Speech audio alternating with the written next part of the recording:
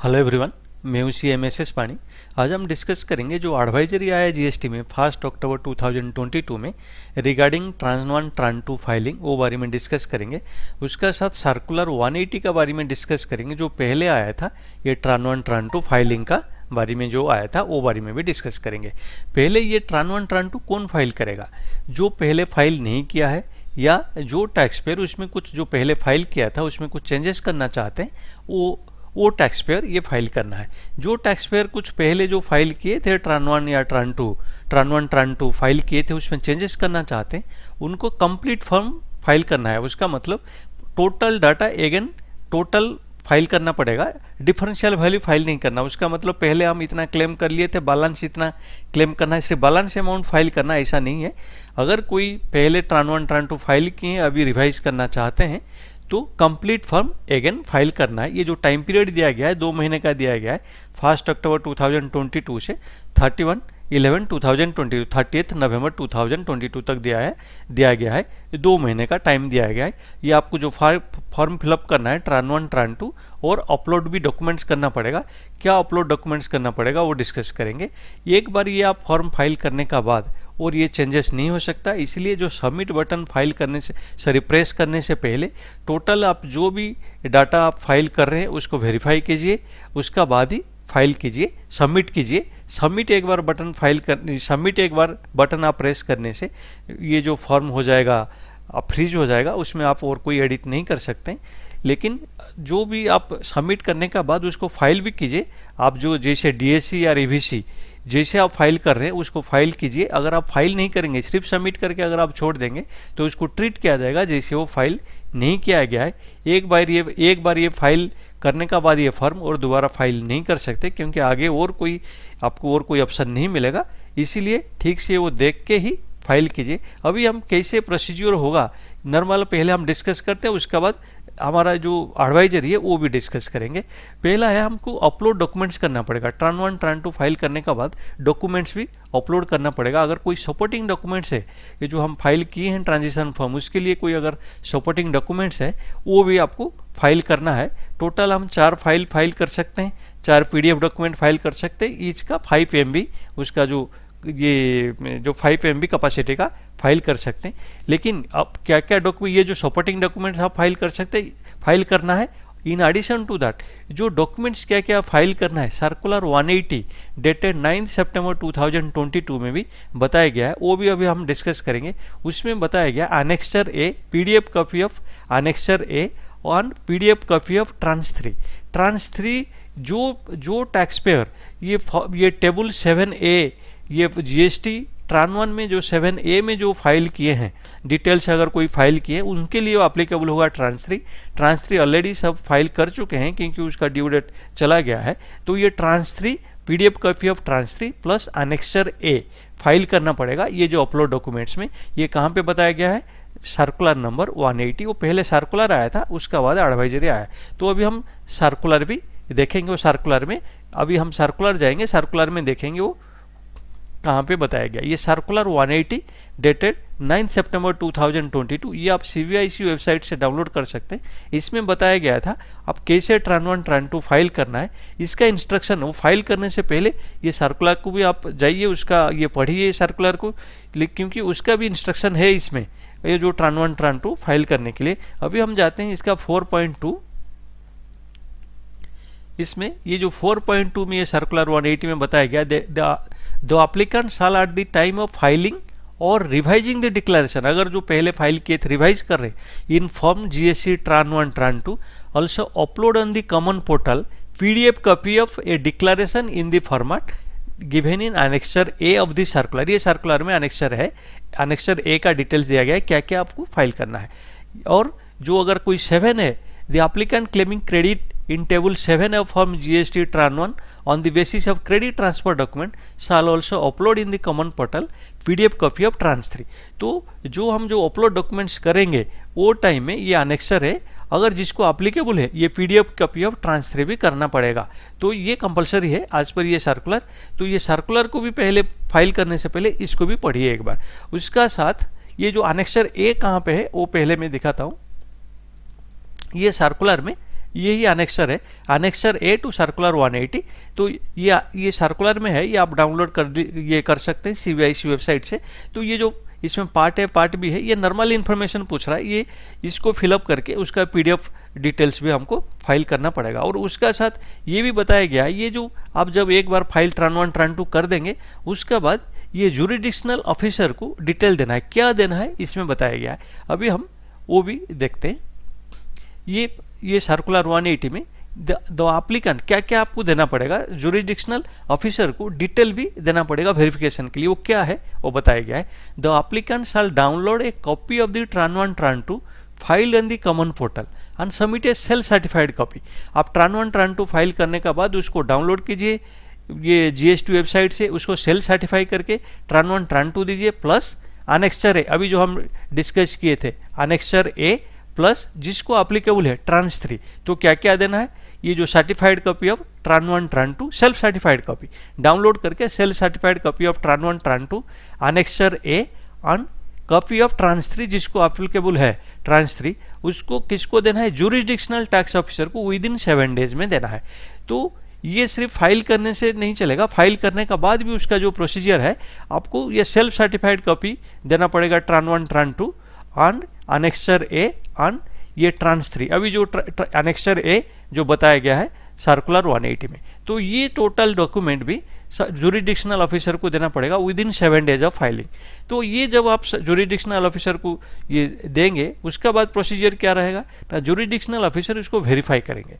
वो वेरीफाई करके अगर उसमें कुछ उनको डिटेल्स चाहिए या कोई आपका अगर क्लेम कम हो रहा है तो आपको एक अपॉर्चुनिटी भी दिया जाएगा ये टैक्स पेयर को अपना पक्ष बताने के लिए, अपना जो फाइल किए उसका डिटेल्स देना है, या अपना एक अपॉर्चुनिटी दिया जाएगा जो एप्लीकेंट को। उसका बाद वो ऑर्डर पास करेंगे। तो आप जो डिटेल देंगे, अभी जो हम डिस्कस किए हैं, ये आप डिटेल देने का बाद 7 डेज का अंदर ये डिटेल देना पड़ेगा। उसके बाद इसको वेरीफाई करेंगे जुरिडिक्शनल ऑफिसर, उसके बाद अप्रोप्रिएट ऑर्डर पास होगा। ये ऑर्डर पास होगा तो आप ऐसा मत समझिए ट्रान 1 ट्रान 2 हम अगर फाइल कर दिए इमीडिएटली क्रेडिट नहीं आएगा। वो डिटेल वेरिफिकेशन होने के बाद जुरिडिक्शनल ऑफिसर अप्रोप्रिएट ऑर्डर पास करेंगे। ये ऑर्डर बेसिस पे क्रेडिट ही इलेक्ट्रॉनिक क्रेडिट लेजर में आएगा। ऑर्डर पास होने का बाद ही ये इलेक्ट्रॉनिक क्रेडिट लेजर में आपका जो भी ट्रान 1 ट्रान 2 में जो भी आपको क्रेडिट मिलेगा वो आपका इलेक्ट्रॉनिक क्रेडिट लेजर में आएगा। और आपका जो भी डॉक्यूमेंट्स का बेसिस पे आप ट्रान 1 ट्रान 2 फाइल करने उसको डिटेल्स रखिए, क्योंकि वो वेरिफिकेशन होगा। जुरिडिक्शनल ऑफिसर आपको डिटेल्स भी पूछ सकते हैं। तो अभी हम जाते हैं हमारा जो एडवाइजरी है, एडवाइजरी में कैसे उसको नेविगेट कैसा करना है, कैसे ट्रान 1 ट्रान 2 कहाँ पे है, वो एक बार हम देखते हैं। अभी जो भी आप अगर अभी आप वेबसाइट में जाएंगे, आपका लॉगिन करेंगे, उसमें अगर आप ये सर्विसेज रिटर्न्स, अगर रिटर्न्स में जाएंगे, उसमें जो नेविगेशन का ये दिया गया है, आप पहले आप वेबसाइट में आपका जैसे आप पहले जाते थे आपका लॉगिन कर लीजिए। लॉगिन करने के बाद सर्विसेज रिटर्न्स ट्रांजिशन फॉर्म, ये ट्रांजिशन फॉर्म क्लिक करने से ट्रान 1 ट्रान 2 एंड अपलोड डॉक्यूमेंट्स आएगा। ऐसे ट्रान 1 ट्रान 2 एंड अपलोड डॉक्यूमेंट्स आएगा। ये नेविगेशन ऐसे ही नेविगेट करना पड़ेगा। लेकिन इससे पहले एक चीज मैं अब डिस्कस करना चाहता हूँ। जब भी आप इसमें एक क्वेश्चन आएगा, इसमें एक क्वेश्चन है, ये फिलअप करना पड़ेगा सबको। Whether all the returns required under the existing law for the period of 6 month immediately preceding the appointed date have been furnished. ये क्वेश्चन को सबको फिलअप करना पड़ेगा। आइदर आप येस दे सकते हैं या नहीं, ये नो दे सकते हैं। लेकिन ये whether all the returns required under the existing law for the period of 6 months immediately preceding the appointed date have been furnished, ये क्वेश्चन का आइदर येस देना पड़ेगा या नो देना पड़ेगा। अगर जो टैक्स पेयर इसमें येस देगा, ये सिलेक्ट करेगा, अगर ये सिलेक्ट करने से क्या होगा, जो आपका ट्रान 1 में जो टोटल टेबल उसको ऐसा ये टोटल टेबल दिखेगा, वो टोटल टेबल में वो डिटेल्स दे सकते हैं। अगर कोई नो देता है, नो देने से ये 5 और 8 नहीं आएगा। ये जो अगर ये जो क्वेश्चन है, आप जो अपॉइंटेड डेट जो जीएसटी जो दिन से एप्लीकेबल हुआ 1 जुलाई 2017, उससे पहले 6 महीने का सब रिटर्न भरा क्या, वो पूछ रहे हैं। अगर वो जिसमें वो येस देंगे तो उनका जो सैनवाट क्रेडिट हो या ये सब आगे कैरी फॉरवर्ड होगा, वो उनको फिलअप करने के लिए ये जो 5 है 8 एप्लीकेबल होगा, ये टेबल में वो डाटा देना है। अगर कोई नो सिलेक्ट करता है, अगर वो ये 6 महीने का जो ये पीरियड जस्ट इमीडिएटली 6 मंथ्स में कोई ये जो रिटर्न देना है नहीं दिए हैं, तो उनके लिए 5 और 8 नहीं आएगा। तो इसलिए ये सर नो ठीक से सिलेक्ट करना पड़ेगा, जिसको सब फिलअप करना है ये सिलेक्ट करना पड़ेगा। लेकिन इसमें और एक चीज़ है, अगर कोई नो सिलेक्ट करता है लेकिन उसका ये 5 और 8 में डाटा रह जाता है तो ये कंट्राडिक्ट होगा। और इसमें ये एडवाइजरी में स्पेसिफिकली बताया जा रहा है, अगर आप ऐसे कुछ करते हैं कंट्राडिक्ट होता है, यहाँ पे आप नो सिलेक्ट किए हैं लेकिन इसमें 5 और 8 में आपका डाटा है, तो उसको कंट्राडिक्ट होगा और आपको क्रेडिट नहीं मिलेगा। तो ये जो पहले जो आप फाइल करने से पहले ये जो क्वेश्चन को आप ये सर नो आपके लिए जो एप्लीकेबल है वो हिसाब से देख के सिलेक्ट कीजिए, उसके बाद आप इसमें डिटेल्स दीजिए। इसमें जो आप जो डिटेल देना है, ये जो हर टेबल में कैसे देना है उसके लिए मैनुअल है, वो मैनुअल आप पहले मैनुअल का थ्रू में जाइए। मैनुअल 46 पेजेस का है, ये ट्रान 1 ट्रान 2 और ये आपका अपलोड डॉक्यूमेंट्स, ये तीनों के लिए मैनुअल है। और ये टोटल जो मैनुअल है कैसे आप एंट्री करना है, अराउंड 69 पेजेस का मैनुअल है। मैं सजेस्ट करूंगा आप एक बार उसको देखिए। तो इंडिविजुअल आपको टेबल वाइज कैसे फाइल करना है, क्या कैसे आपको एंट्री करना है, वो बताया गया है। तो इसमें जिसको जो रिलेटेड है, अगर किसी का डाटा कम है वो ऑनलाइन कर सकते हैं, अगर जिसका डाटा ज़्यादा है तो इसको आप JSON फाइल या CSV फाइल में भी अपलोड कर सकते हैं, वो फैसिलिटी भी दिया गया है। अगर कोई नो सिलेक्ट करेगा कैसे आएगा ये बताया गया। अभी हम डिस्कस जो किए हैं ऑलरेडी किए हैं, 5 और 8 नहीं आएगा। अगर कोई नो सिलेक्ट करेगा क्वेश्चन का, ये नहीं आएगा। तो अभी हम देखते हैं, अगर जिसका डाटा ज़्यादा है, अगर कोई जो टैक्स पेयर का डाटा ज़्यादा है, 6A 6B 7A 7B के लिए एक्सेल टेम्पलेट में वो JSON फाइल अपलोड कर सकते हैं। 5B 9A 9B में वो CSV फाइल अपलोड कर सकते हैं। ये फाइल अपलोड करने का बाद इसको फैसिलिटी दिया गया है डाउनलोड करने के लिए। जो डाटा आप अपलोड कर रहे हैं उसको डाउनलोड करने के लिए भी फैसिलिटी दिया गया है। आप ये डाउनलोड ट्रांसफर डिटेल्स, आप डाउनलोड ट्रांसफर डिटेल्स, आप जो भी डिटेल्स अपलोड करेंगे वो आप उसको डाउनलोड करके वेरीफाई कीजिए। क्योंकि इसमें जो एडवाइजरी में ये बताया जा रहा है, बार बार ये बताया जा रहा है, अगर आप एक बार सबमिट बटन प्रेस कर दिए तो आप कोई चेंजेस नहीं कर सकते, कोई चीज़ और एडिट नहीं हो सकता। तो इसलिए जो भी आप डिटेल्स दे रहे हैं उसको आप एक बार डाउनलोड कीजिए। ये फैसिलिटी दिया गया है डाउनलोड ट्रांसफर डिटेल्स। तो डाउनलोड करके आप वेरीफाई कीजिए, आप जो डाटा देना चाहते हैं अगर वो ठीक है या नहीं, वेरीफाई करके अगर कुछ एडिट करना है आप एडिट कर सकते हैं। जब तक आप सबमिट बटन प्रेस नहीं किए, आप जितना बार चाहें एडिट कर सकते हैं। तो आप एडिट करके वेरीफाई करके उसके बाद सबमिट बटन दबाइए। सबमिट बटन अगर प्रेस करने का बाद ये जो ट्रान1 ये जो फॉर्म फ्रीज हो जाएगा, उसका बाद आपको और कोई एडिट करने के लिए नहीं देगा। उसके बाद उसको आप फाइल करना है। कभी भी सिर्फ सबमिट करके छोड़ने से ये नहीं चलेगा, आपको उसको फाइल करना पड़ेगा, आइदर DSC या फाइल विथ EBC जो आपका एप्लीकेबल है जिसमें आप करते हैं वो फाइल कीजिए। अगर आप फाइल नहीं करेंगे ट्रीट किया जाएगा आज इफ नॉट फाइल, तो कोई फायदा नहीं है। अगर आप सिर्फ सबमिट बटन करके छोड़ दिए तो उसको फिर क्रेडिट नहीं मिलेगा, क्योंकि वो फाइल किया गया वो नहीं माना जाएगा। इसीलिए आपको फाइल भी कीजिए, आप इसको सिर्फ सबमिट करके मत छोड़िए, उसको फाइल भी कीजिए।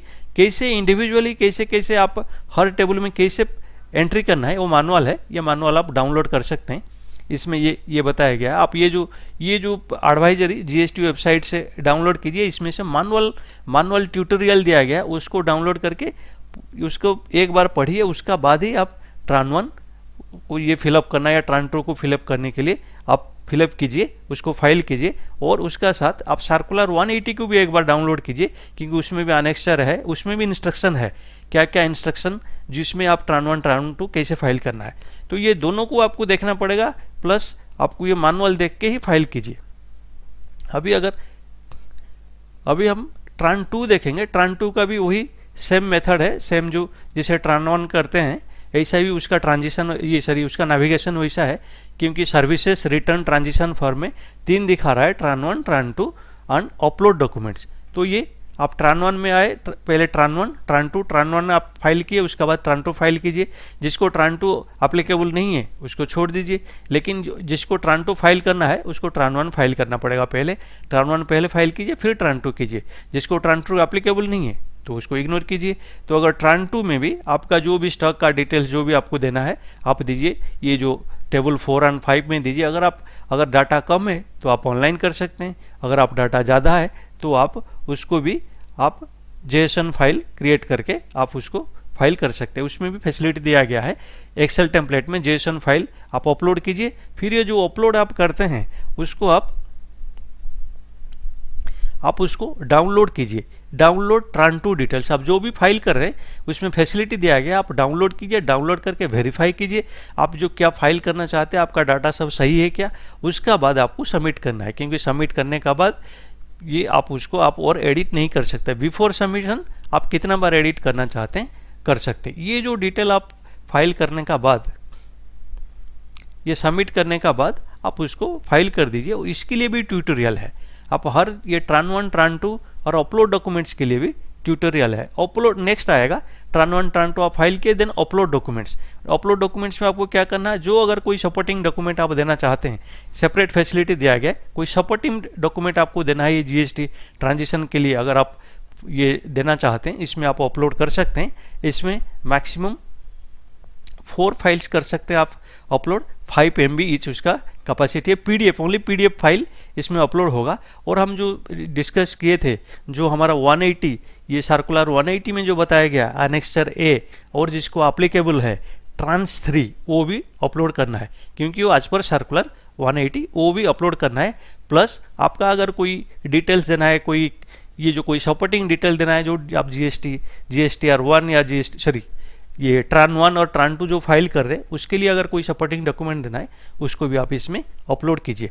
अपलोड करने का बाद वही सेम प्रोसीजर रहेगा, आप फाइल करने के लिए आप इसके बाद उसको फाइल कीजिए थ्रू डीएससी और ईवीसी। एक चीज़ आपको कभी भी उसके लिए भी कैसे फाइल करना है स्टेप बाय स्टेप, उसके लिए भी मैनुअल दिया गया है।